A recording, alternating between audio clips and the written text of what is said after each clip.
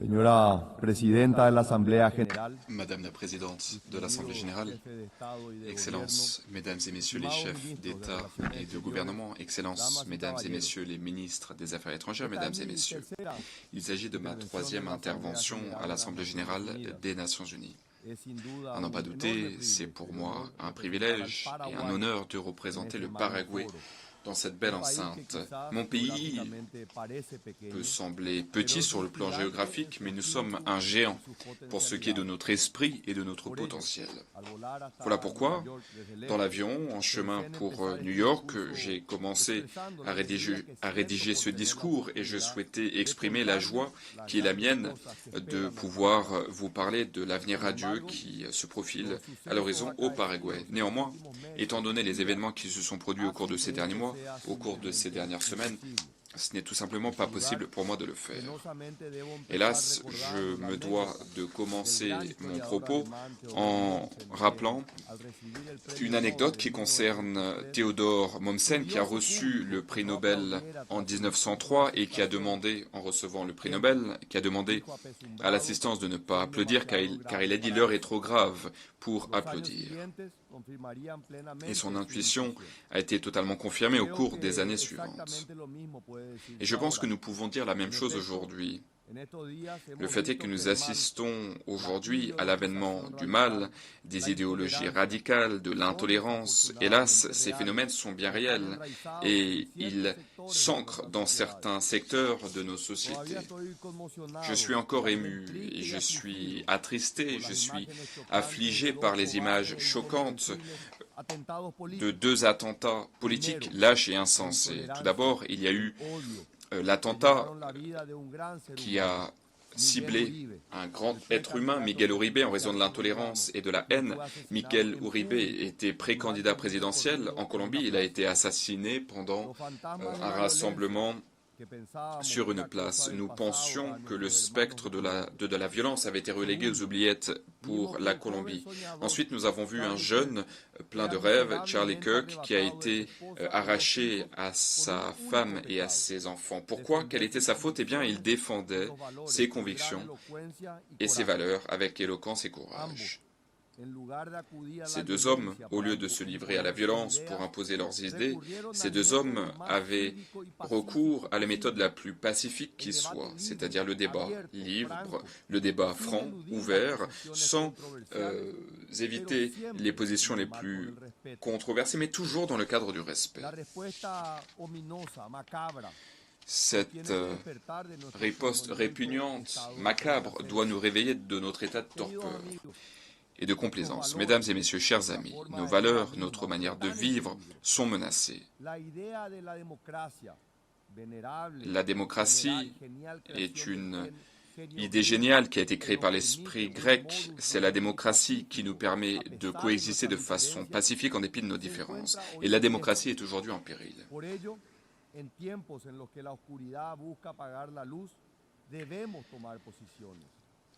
À l'heure où l'obscurité menace de remplacer la lumière, nous devons prendre des positions. Nous ne pouvons pas être pusillanimes. Nous devons être du bon côté de l'histoire, du côté de la paix et de la raison, et non pas du côté de la violence et de l'intolérance.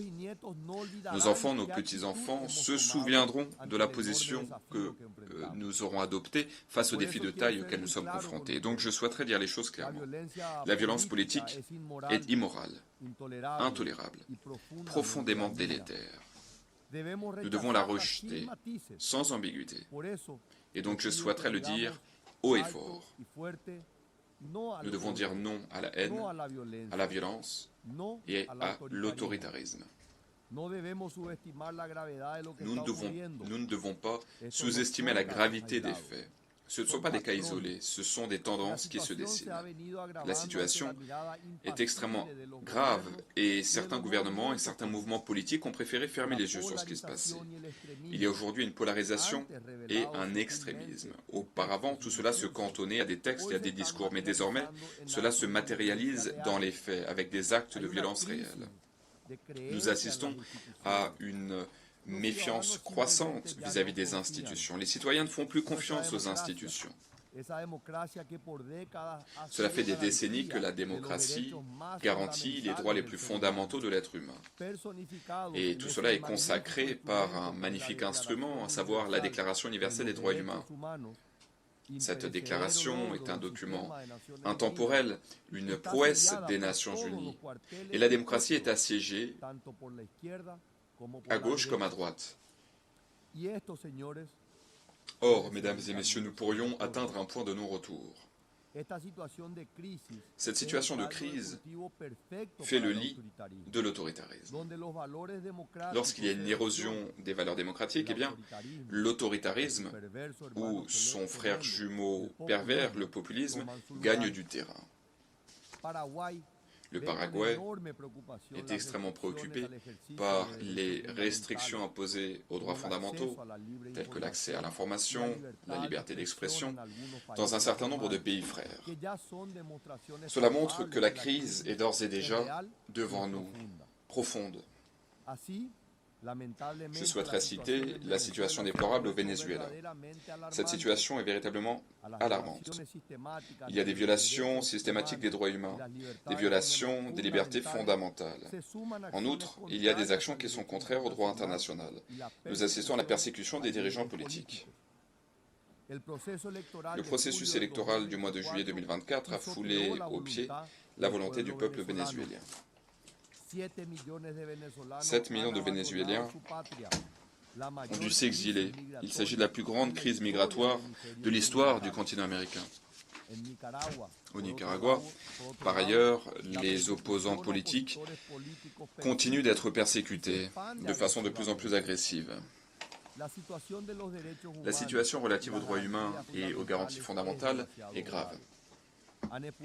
Il y a des ordres religieux dans leur totalité qui ont été expulsés du pays. Il y a beaucoup d'habitants du Nicaragua qui ont été déchus de leur nationalité. Pourquoi? Car ils étaient en désaccord avec le gouvernement. Même l'Église catholique est persécutée, ce qui est impensable en Amérique latine. Pour ce qui est de mon pays, nous connaissons mieux que quiconque la catastrophe de l'autoritarisme et de la dictature. Nous avons connu le régime militaire le plus long de l'histoire du continent au XXe siècle. Et nous n'avons pas encore totalement pansé nos plaies. Donc nous ne pouvons pas détourner le regard pendant que nos frères latino-américains souffrent de la même oppression qui a marqué au fer notre passé. La crise de la démocratie, chers amis, ne peut être résolue par une main de fer, par la censure, par l'autoritarisme, par la violence. Non. Nous devons résister à ces tentations qui peuvent sembler attrayantes. La crise de la démocratie, comme le disait le philosophe italien Norberto Bobbio, peut être résolue d'une seule façon, avec plus de démocratie. Elle ne peut être résolue avec des régimes autoritaires fantoches, avec la haine, avec l'intolérance. Nous devons répondre avec plus de démocratie, plus de république, plus de tolérance, de dialogue, de droit, de liberté. La raison d'être des Nations Unies, c'est le maintien de la paix. Néanmoins, à l'heure où nous nous réunissons aujourd'hui, il y a plus de 120 conflits armés qui nous montrent ce qui peut se produire lorsque les institutions s'effondrent. Nous disons notre solidarité à toutes les victimes des conflits armés. Nous plaidons en faveur du règlement pacifique des différends. Je suis particulièrement attristé par la situation en Haïti. Le moment est venu pour que l'ONU agisse de façon décisive et coordonnée, notamment par la voie du Conseil de sécurité. Le Paraguay le sait, et nous sommes prêts à aider le peuple haïtien. Le peuple haïtien ne peut attendre plus longtemps. Par ailleurs, je souhaiterais aborder une situation qui ne concerne pas seulement les conflits armés, mais qui est tout aussi grave. Nous assistons à une crise silencieuse mais dévastatrice, l'effondrement des chaînes d'approvisionnement mondial. La pandémie nous a montré à quel point elles étaient fragiles. La guerre en Ukraine les a exacerbées et aujourd'hui, le risque avec la fragmentation géopolitique, c'est que ces chaînes se brisent de façon définitive. Nous avons besoin urgemment de chaînes plus fiables, avec une plus grande diversification, plus de résilience. Nous ne pouvons pas promouvoir l'efficacité de ces systèmes au détriment de la sécurité. Nous ne pouvons pas sacrifier la fiabilité au nom du prix. Nous devons le dire clairement, tous les partenariats commerciaux ne se valent pas. Nous devons être prudents avec les modèles économiques trompeurs qui s'accompagnent d'autoritarisme sur le plan politique, de surveillance de masse, d'érosion des libertés fondamentales. Lorsque nous acceptons des investissements qui compromettent notre souveraineté, lorsque nos infrastructures critiques dépendent de régimes autoritaires, eh bien nous sommes en train d'hypothéquer non seulement notre économie, mais également notre démocratie. Donc, nous avons besoin d'une plus grande intégration avec nos pays, qui doit reposer sur le commerce et sur des valeurs partagées. L'état de droit, les libertés individuelles, le libre-échange, la défense de la famille traditionnelle et du droit à la vie, et ce dès la conception de l'être humain. Et donc, la politique étrangère du Paraguay ne repose pas uniquement sur des intérêts économiques, mais sur des valeurs et des principes partagés.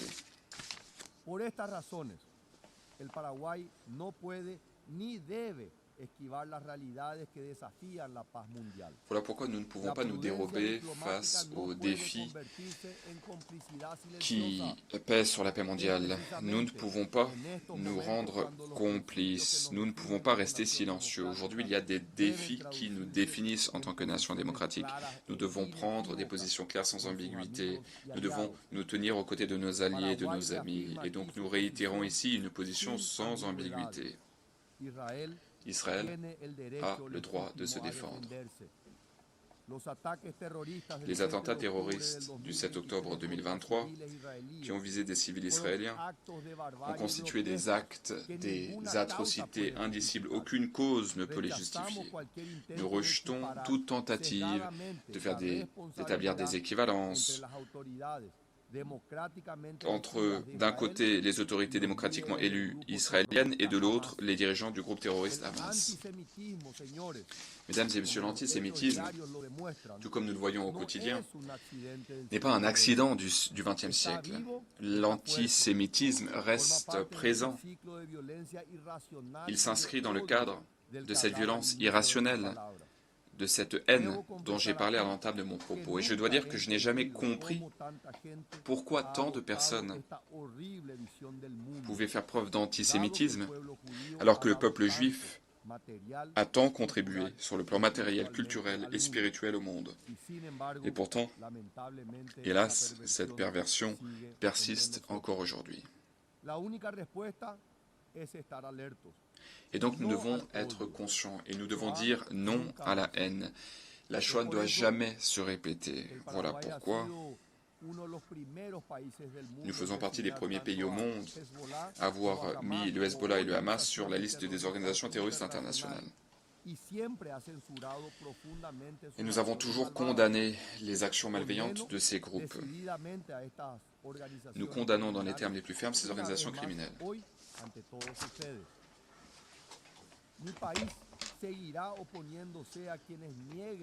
Mon pays continuera de combattre celles et ceux qui nient la valeur sacrée de la vie humaine. C'est une vision qui est au cœur, c'est une idée qui est au cœur de notre vision au Paraguay.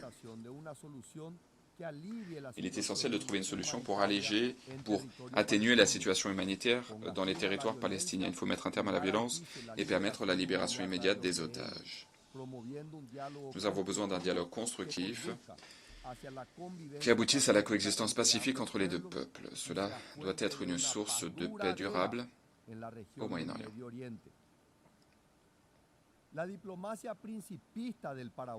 Le Paraguay a une diplomatie qui repose sur des principes, des convictions, non pas seulement sur nos intérêts. Voilà pourquoi nous faisons preuve d'une fermeté morale en ce qui concerne une autre démocratie dont l'existence est menacée.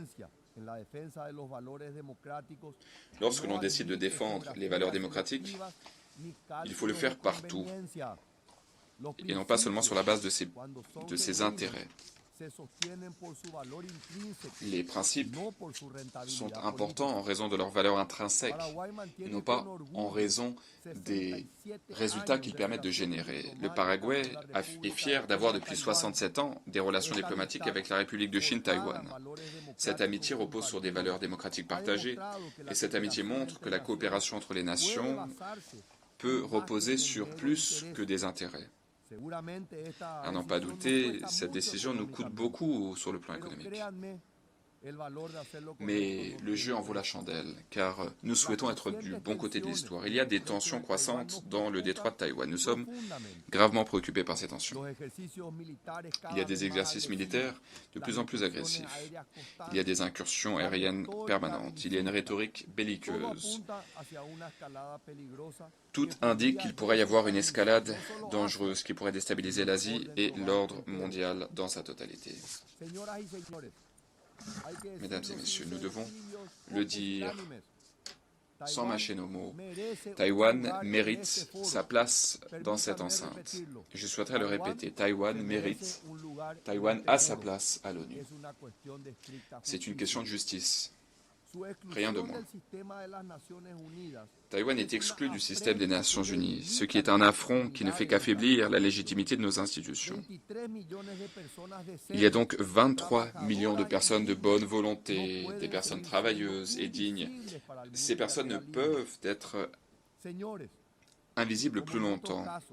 Mesdames et messieurs, à l'instar d'autres dossiers, la question de Taïwan, la question du statut international de Taïwan, doit être abordée dans les discussions à l'Assemblée générale. Le moment est venu d'abattre cet arbre de l'injustice qui ne cesse de croître depuis des décennies. Il faut accueillir la République de Chine Taïwan aux Nations Unies. C'est une position de principe qui repose non pas sur des intérêts particuliers, mais sur nos convictions. Et donc cela donne au Paraguay une véritable autorité morale pour débattre des problèmes qui nous accablent. Et à cet égard, le Paraguay est une puissance de taille moyenne. Nous jouons un rôle central dans la construction de consensus, dans le renforcement du système multilatéral. Et les faits nous donnent raison. Nous travaillons de façon constructive. Nous participons aux débats multilatéraux. Conformément à cet engagement actif, nous sommes actuellement membres de l'ECOSOC. Nous avons également des experts nationaux qui siègent au tribunal du droit de la mer, au comité des droits de l'homme, au comité des droits économiques, sociaux et culturels. Nous avons également des experts qui siègent au sein du CCQAB, entre autres. Pour ce qui est de la période 2026-2027, nous souhaitons présider le bureau de la 6e commission de l'Assemblée générale et nous souhaitons également être membres de la commission de consolidation de la paix. Mesdames et messieurs, chers amis, le Paraguay se tient debout. Nous sommes prêts à jouer notre rôle au concert des nations, non pas comme acteurs de second plan, mais comme acteurs de premier plan pour trouver des solutions aux problèmes mondiaux. Donc nous acceptons et nous nous engageons à mettre en œuvre l'initiative ONU 80 du secrétaire général. L'objectif est de renforcer l'efficacité dans l'utilisation des ressources existantes. Il faut simplifier les processus et il faut également examiner l'examen des mandats. Voilà pourquoi nous exigeons la mise en œuvre de l'équilibre géographique pour ce qui est de la désignation du prochain secrétaire général, pour renforcer la légitimité et la représentativité au sein de cette organisation. Dans le cadre de ce processus, nous sommes convaincus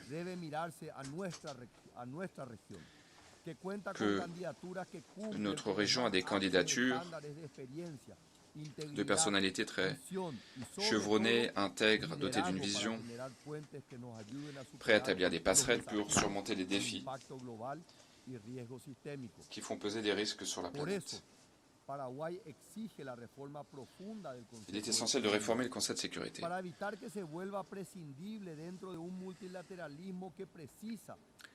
Il ne faut pas que le Conseil de sécurité perde sa pertinence. car il y a aujourd'hui de nombreux conflits. Il y a les conflits entre les États et les conflits provoqués par des acteurs non étatiques. Donc, nous avons besoin de faire preuve de plus de souplesse. Le Conseil de sécurité doit être véritablement représentatif. Il doit gagner en efficacité pour accomplir sa mission.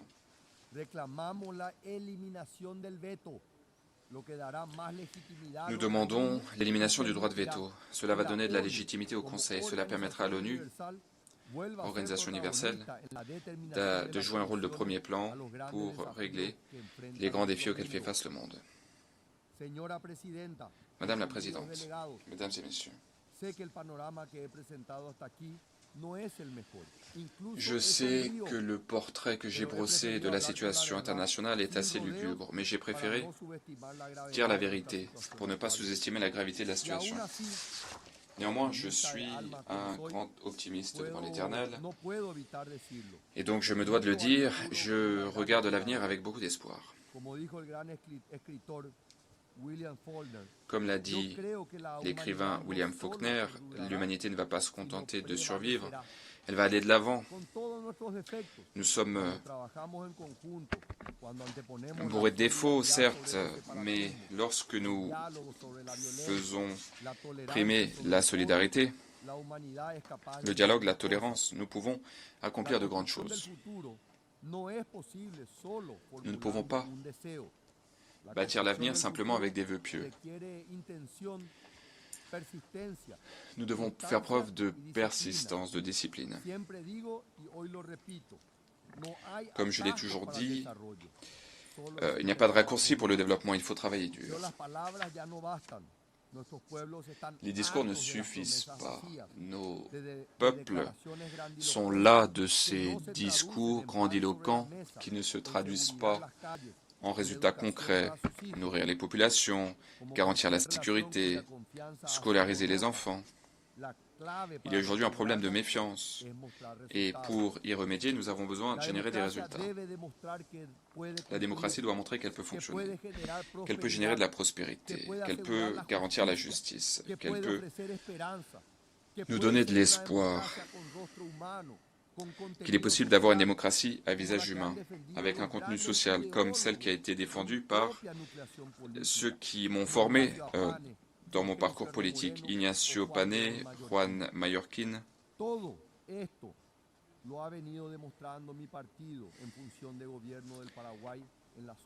Et nous avons montré l'exemple au niveau de mon gouvernement. Il est possible d'allier croissance économique et respect de la démocratie et des droits humains.